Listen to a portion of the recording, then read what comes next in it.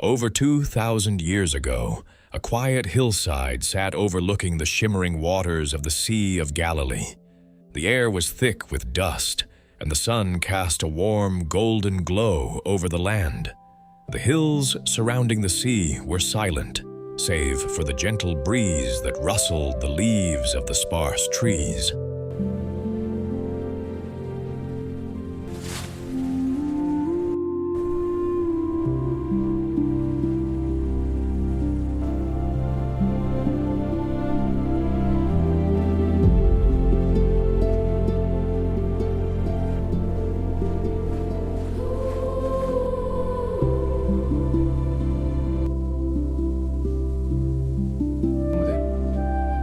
That she's true from your father.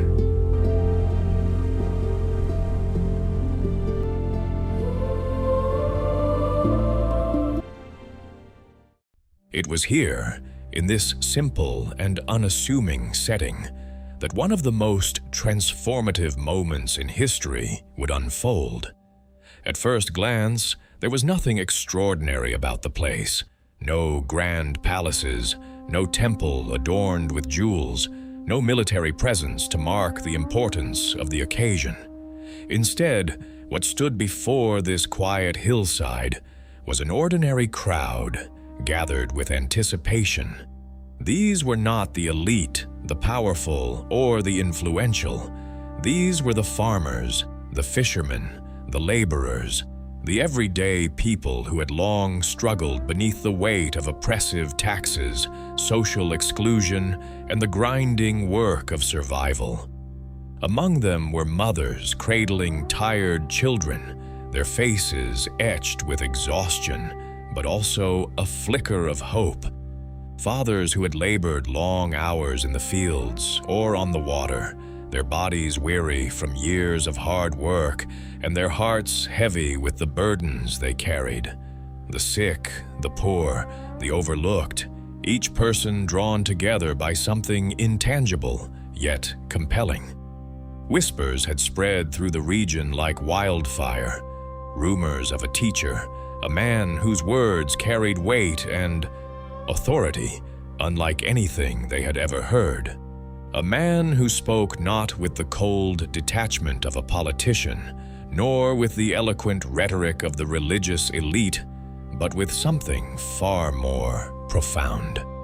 This teacher's message seemed to resonate with those who felt forgotten, with those who had long been dismissed by society.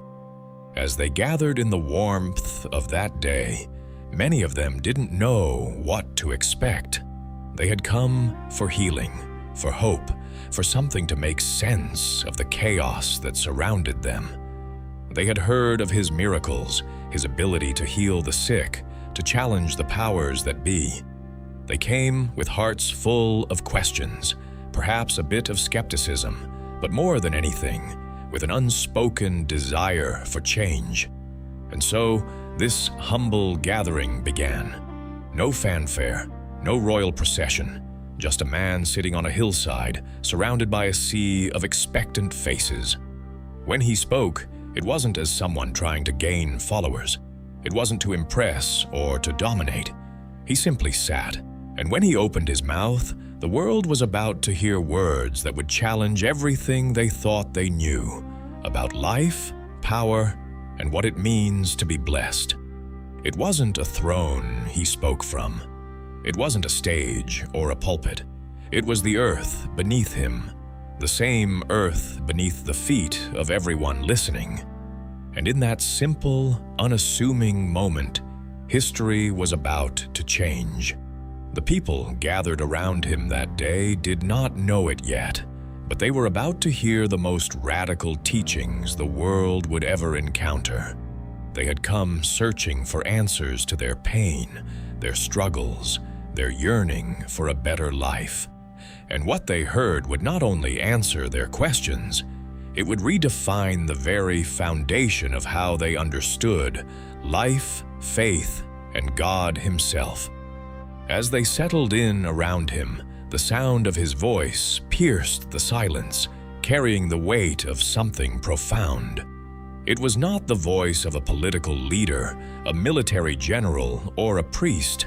It was the voice of a teacher, a healer, a servant. And the words he spoke would not just be remembered, they would be lived, experienced, and, in time, would change the world forever. As the crowd gathered on that hillside, the man who would speak to them was not what they might have expected.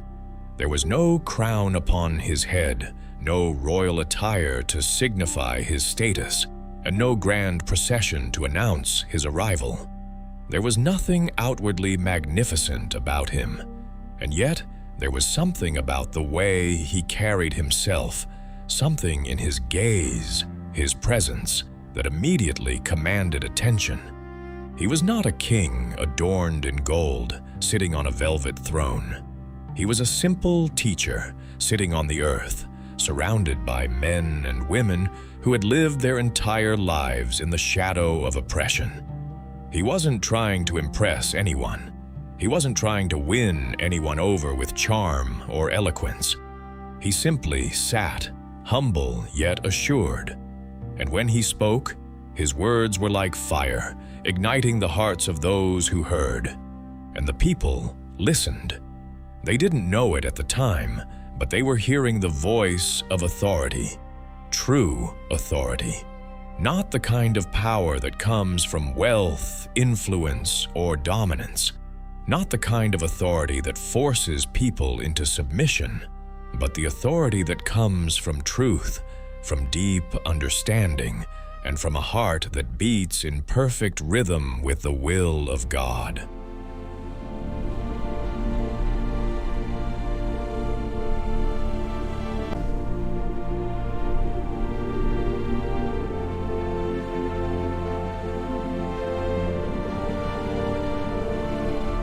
In a world filled with political games, religious rituals, and hollow promises, Jesus' words rang out with clarity and depth.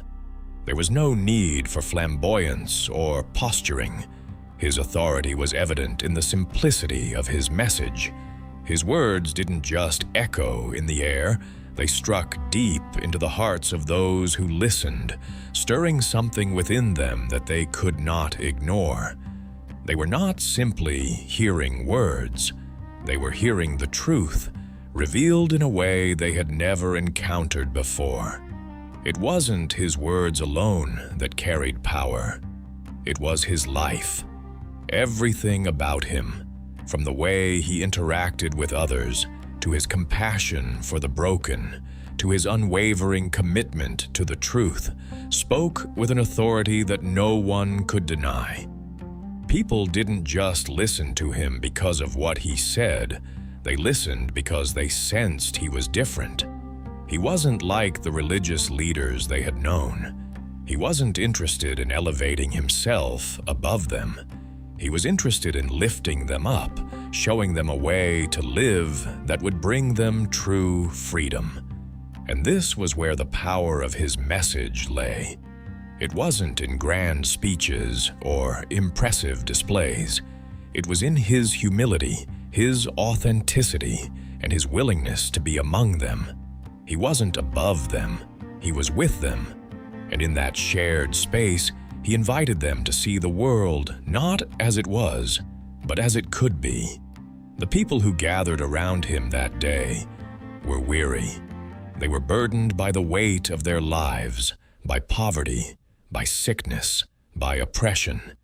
And yet when they looked at him, they saw a man who wasn't weighed down by the same burdens. He wasn't pretending to be someone. He wasn't pretending to have all the answers. But what he offered was more powerful than anything they had ever known. A vision of life that was radically different from the world they had grown accustomed to. In a time when the powerful used their authority to control and oppress, Jesus used his authority to serve, to heal, and to show a different way. He spoke not from a position of dominance, but from a place of love and deep conviction.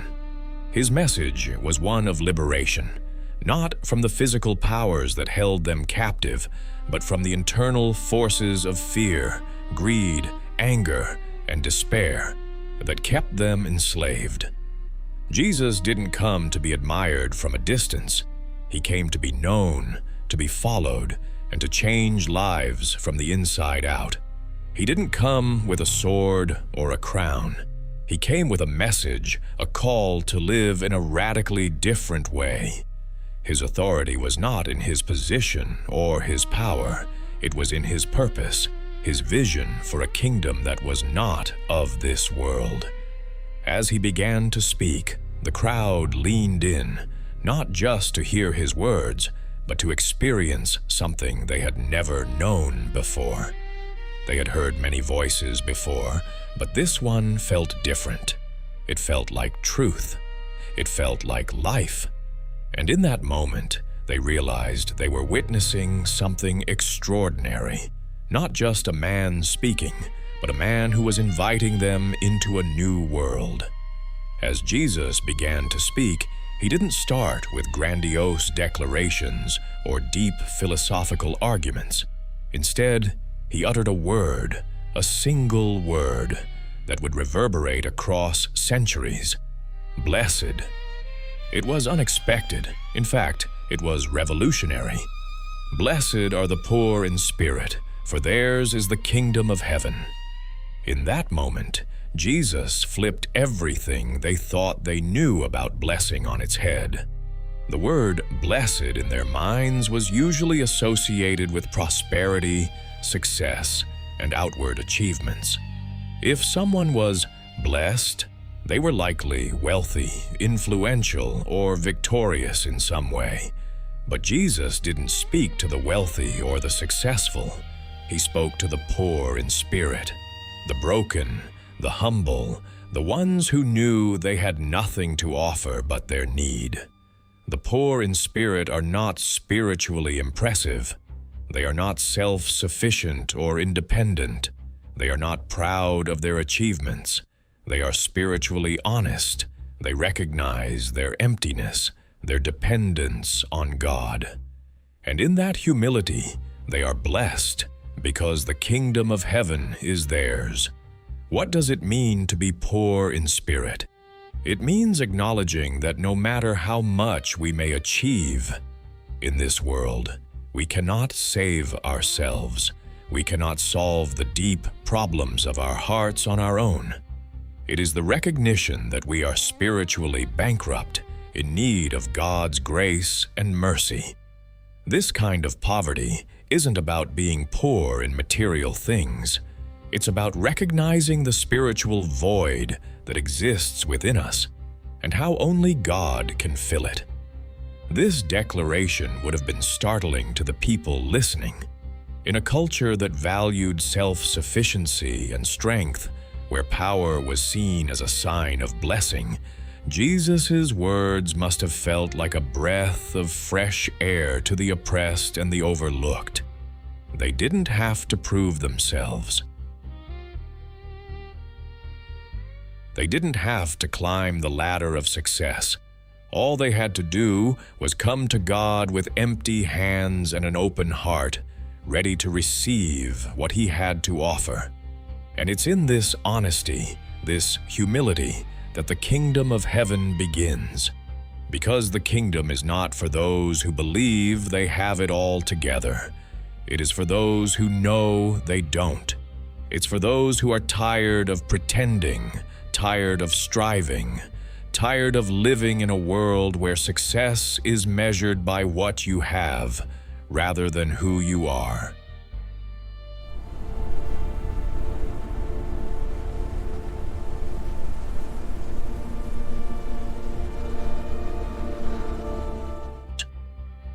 When Jesus declared that the poor in spirit are blessed, He wasn't just speaking to those in the crowd that day.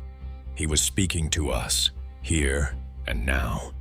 In a world that values achievements, power, and pride, the kingdom of heaven offers something completely different.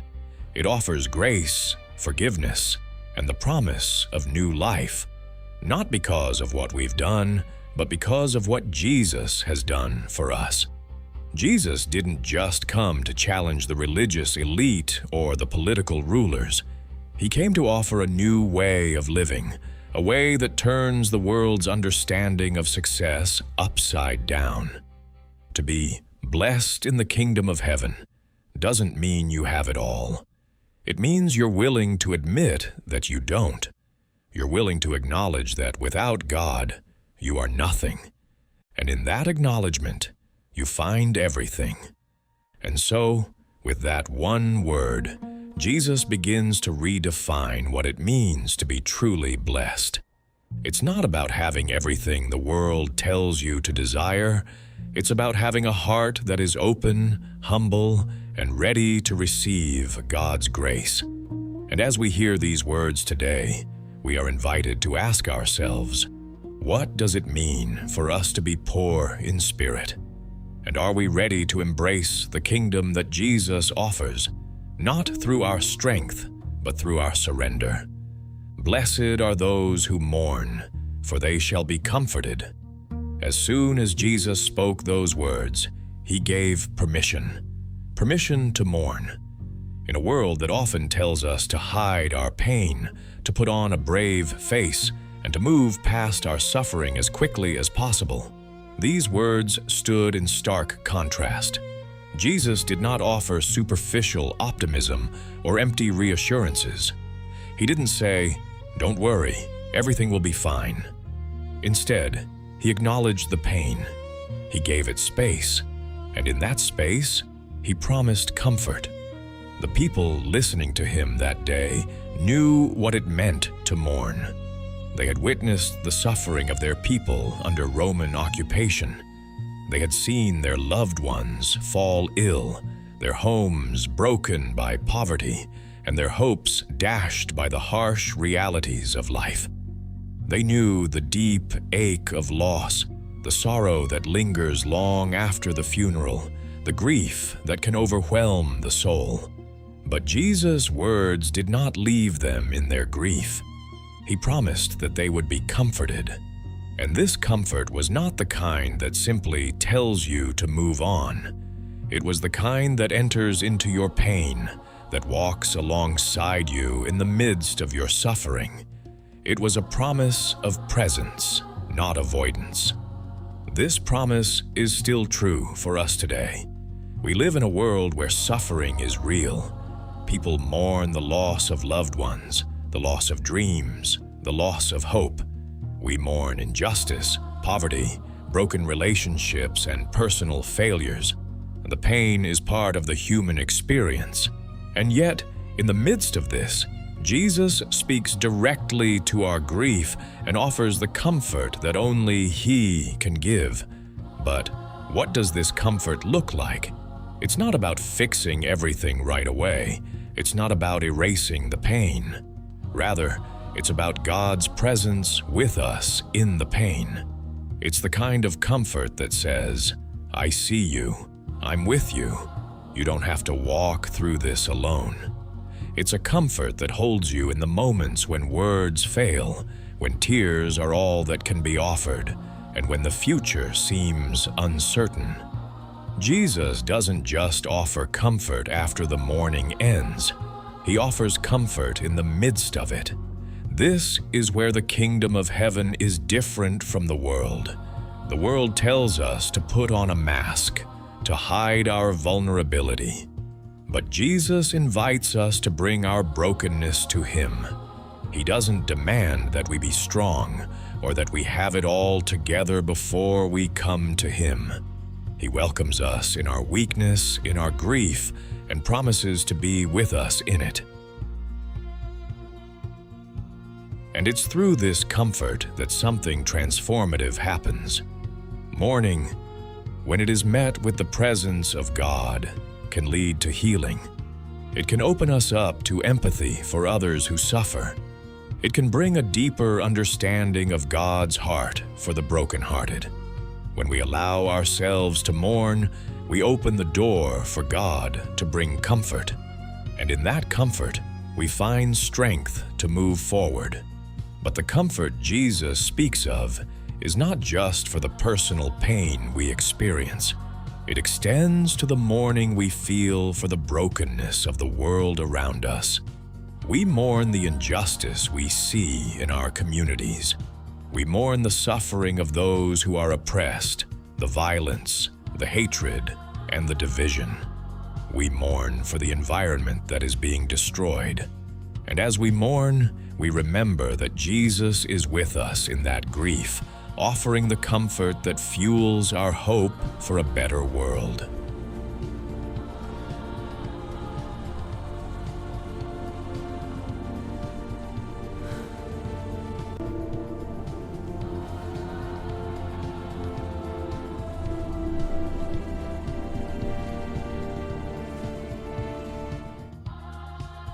This mourning, this honest acknowledgement of pain and brokenness, is not something to be avoided. It is a path to the comfort that only God can provide. And it is through this comfort that we are made whole, that we are equipped to face the world's pain and share that comfort with others. Jesus did not offer easy answers. He did not promise that suffering would end immediately. But he did promise that when we mourn, when we face the depths of our pain, he will be there, holding us, healing us, and leading us toward a new future. Blessed are the meek, for they shall inherit the earth. This statement from Jesus would have been a radical challenge to the prevailing mindset of the time.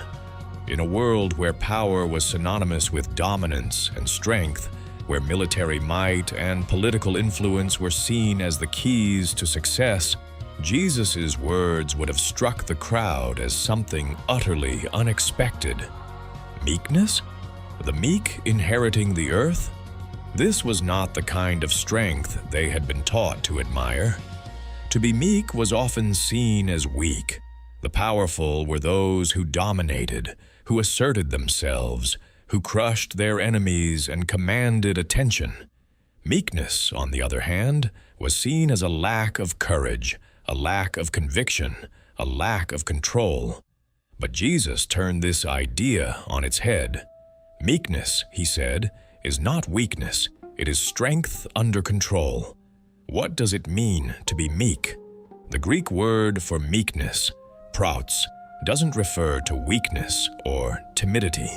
It refers to a kind of power that is harnessed, that is used for good, that is tempered by love. Meekness is the ability to exercise control over one's strength, the ability to choose humility over dominance, to respond with gentleness even when one has the power to lash out. It is power restrained by love and compassion. In our world, we often equate strength with force. We admire those who assert their will, who make demands, who refuse to be overlooked. But Jesus says that the true strength, the strength that will inherit the earth, is not the strength that forces others into submission. It is the strength that chooses to serve, that chooses to love, and that chooses to act with humility. Meekness is not about being passive. It is not about being a doormat or allowing others to walk all over you. It is about having the courage to stand firm in what is right, but doing so with gentleness and self-control. It is about choosing to speak with grace, to act with kindness, and to extend mercy, even when you have the power to retaliate or to dominate. In a society that celebrates aggressive competition and the pursuit of personal gain, meekness is a counter-cultural value. It calls us to reject the notion that the powerful are the ones who win. Instead, it teaches us that true victory lies in gentleness, in self-restraint, and in the ability to use our power not for our own benefit, but for the good of others. Jesus himself is the perfect example of meekness. He had all the power of God at his disposal. He could have called down legions of angels to defend himself when he was arrested, but he didn't. He could have taken the throne by force, but he chose the path of humility. He didn't come to crush his enemies. He came to love them, to heal them, to show them a different way. The meekness Jesus speaks of is a strength that comes from trusting in God's timing and God's way. It is the ability to surrender control, to trust that God will make things right, even when it seems like the world is spiraling out of control. The meek don't need to prove their power. They know that the battle belongs to the Lord.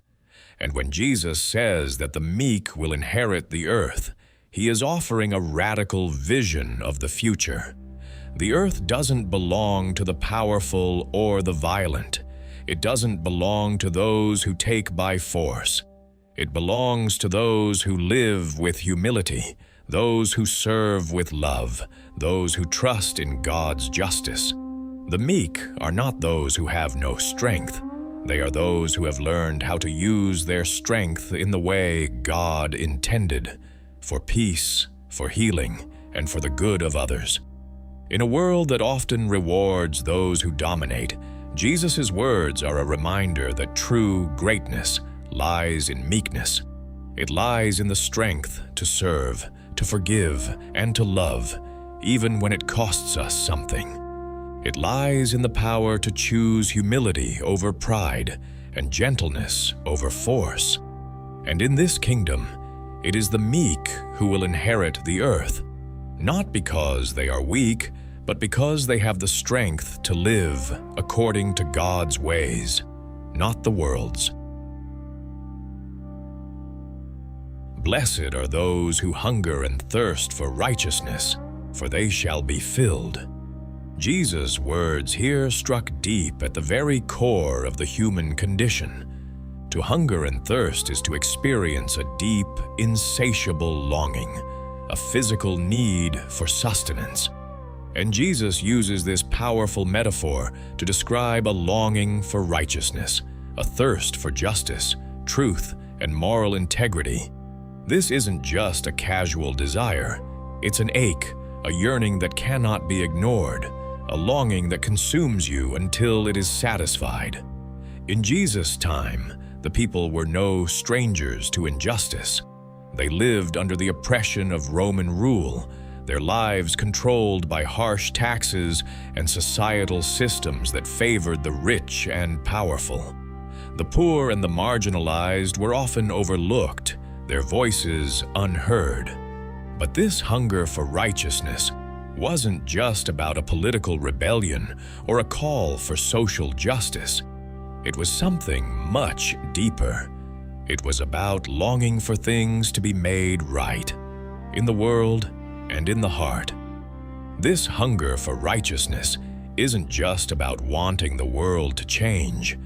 It's about longing for transformation within ourselves. It's the recognition that something is wrong, not just out there in society, but in here, in the depths of our hearts. To hunger and thirst for righteousness is to acknowledge that we fall short of the perfection God desires, and that we need His help to make things right.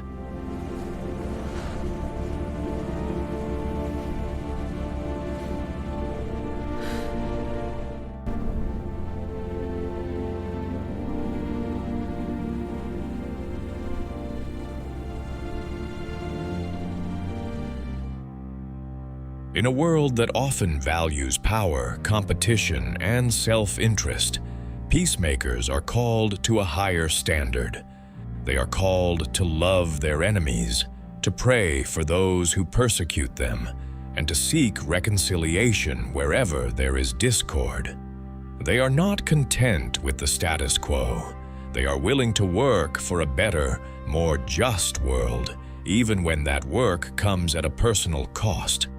Jesus promises that the peacemakers will be called children of God. Why? Because God Himself is the ultimate peacemaker. He reconciled the world to Himself through the sacrifice of Jesus, and when we live as peacemakers, we reflect His nature. In a world that is often filled with violence, hatred, and division, Peacemakers are the ones who carry the heart of God.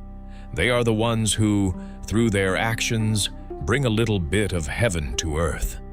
Blessed are those who are persecuted for righteousness' sake, for theirs is the kingdom of heaven.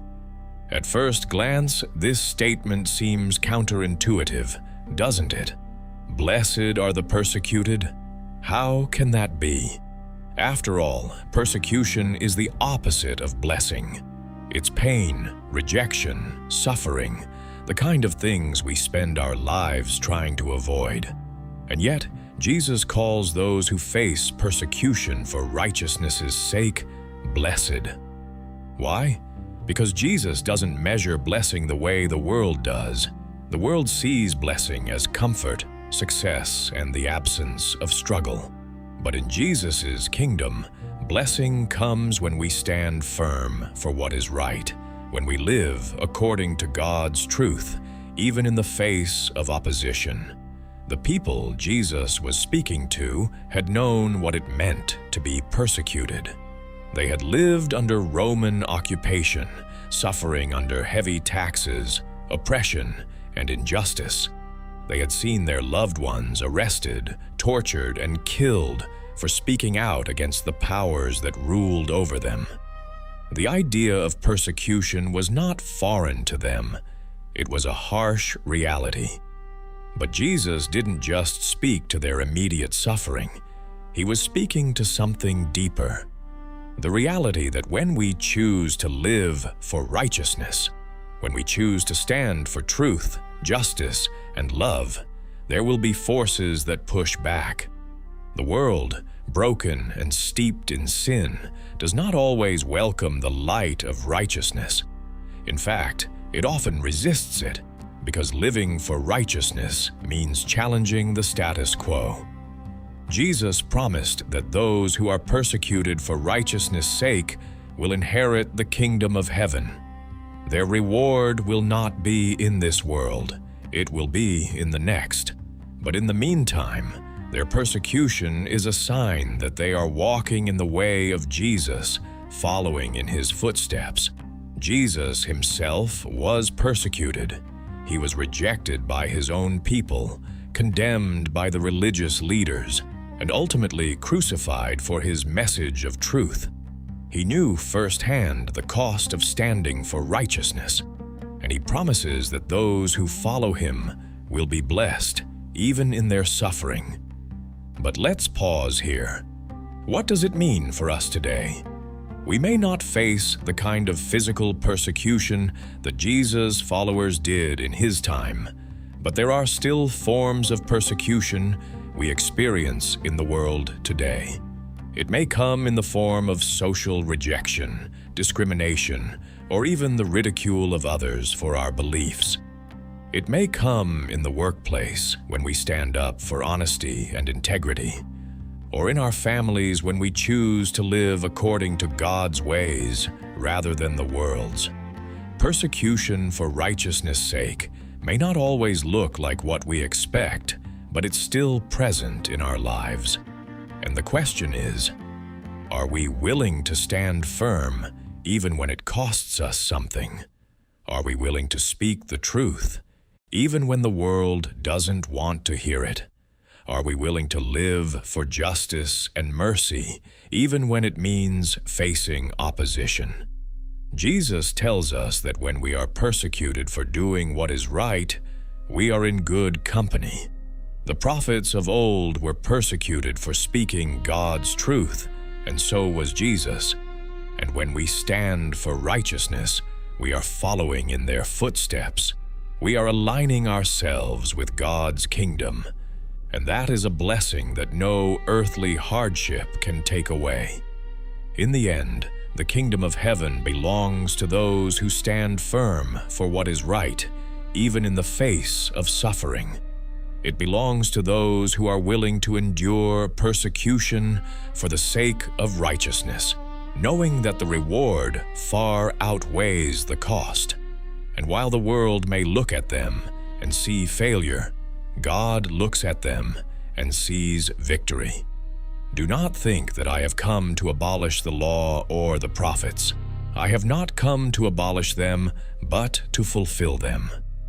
These words from Jesus would have been deeply surprising to his audience. The law and the prophets were sacred. They were the foundation of Jewish life and faith. For centuries, the people had followed the commandments, striving to live according to the laws handed down by Moses. But here was Jesus, claiming that he had come not to destroy the law, but to fulfill it. In a sense, Jesus was not introducing something new, but revealing the full depth and intention of what had always been there. The law was never meant to be a mere set of rules to follow. It was meant to lead people to a deeper understanding of God's holiness and their need for Him. Jesus came not to cancel the law, but to show its true purpose, to point to a life of deeper righteousness, one that flowed from the heart rather than mere external obedience. Jesus didn't lower the standards of righteousness. On the contrary, He elevated them. The law said, "You shall not murder." Jesus said, "But I tell you that anyone who is angry with a brother or sister will be subject to judgment." The law said, "You shall not commit adultery." Jesus said, "But I tell you that anyone who looks at a woman lustfully has already committed adultery with her in his heart." Jesus went beneath the surface of outward actions and addressed the heart. The Pharisees and religious leaders were experts at outward appearances. They followed the rules meticulously, but their hearts were far from God. They obeyed the letter of the law, but not the spirit of it. Jesus shows that righteousness isn't about ticking off a list of do's and don'ts. It's about allowing God to transform our hearts. Jesus was not adding new rules. He was exposing the deeper reality that true righteousness comes from the inside. The real issue is not what we do, but why we do it. It's not enough to avoid murder if we harbor anger in our hearts. It's not enough to avoid adultery if we entertain lustful thoughts. True holiness isn't about outward behavior. It's about the transformation of the heart. This internal transformation is what Jesus came to bring. He didn't come to give us a new set of rules to follow, but to make us new from the inside out. The focus was never meant to be on the external actions alone. It was always about the inner condition of the heart. Jesus, as the fulfillment of the law, offers a new way to live, one that begins with the heart and works its way outward, affecting everything we do, think, and say. This internal transformation is what the kingdom of heaven is all about. It's about living a life that reflects God's character, not just by outwardly following the rules, but by living with a heart that is pure, humble, merciful, and full of love. This is what Jesus was calling His followers to. It's not about conformity to a set of religious practices. It's about conformity to the heart of God. So, when Jesus says He came to fulfill the law, He's not just talking about His death on the cross. He's also talking about His life, the way He embodied the true meaning of the law. He lived a perfect life, one that reflected God's holiness, justice, and love. And He calls us to follow in His footsteps, not just by obeying the letter of the law, but by allowing Him to transform us from the inside out. And this transformation is not a one-time event. It's a continuous process of growth and renewal. As we follow Jesus, we are being made new. Our hearts are being changed. Our desires are being reshaped. And as we grow in our relationship with Him, our lives will increasingly reflect His love, His justice, and His mercy. This is the true fulfillment of the law. Living with a heart that is fully devoted to God, allowing His love to shape everything we do and reflecting His character in the world around us. Love your enemies and pray for those who persecute you. These words from Jesus are some of the most challenging yet profound teachings in the entire Sermon on the Mount. Love your enemies, pray for those who persecute you.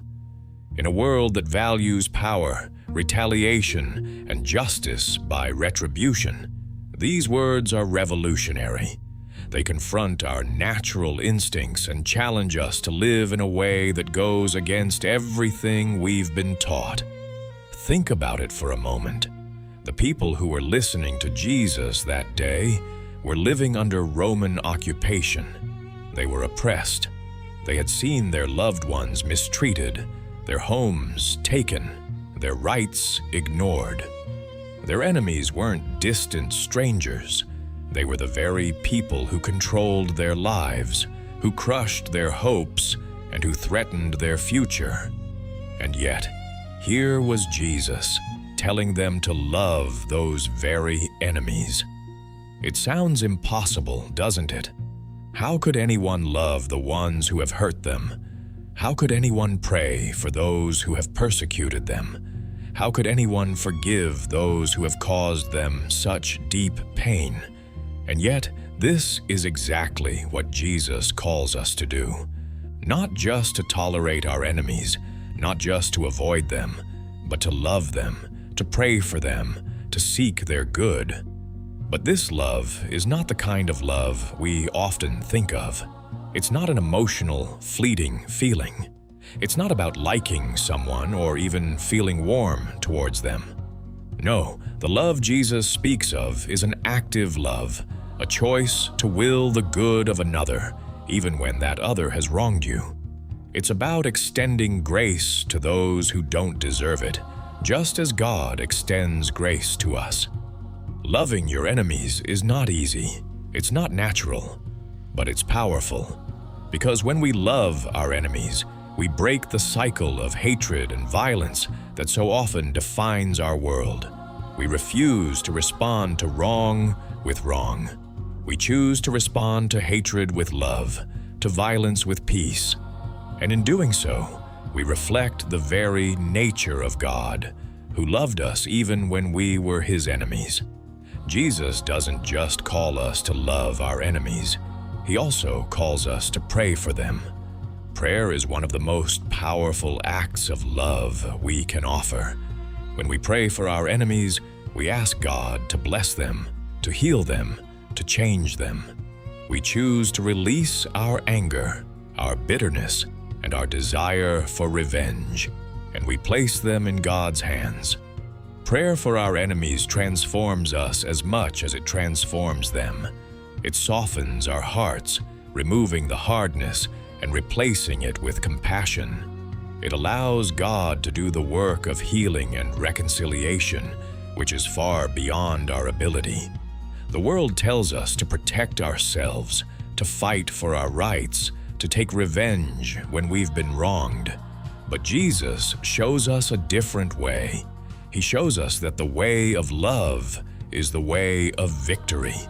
The way of love is the way that overcomes evil, not by force, but by grace. And it is through this radical love that the kingdom of heaven is revealed. Jesus goes on to explain why we are called to love our enemies. So that you may be children of your Father in heaven, He causes His sun to rise on the evil and the good, and sends rain on the righteous and the unrighteous. God's love is not selective. He doesn't love only those who love Him in return. He loves all people, even those who oppose Him, even those who reject Him. His love is indiscriminate, and when we love our enemies, we reflect that same love. We show the world that God's love is not limited to those who are easy to love. It is a love that extends to all, even the unlovable. This kind of love is radical. It is counter-cultural, but it is the love that changes the world.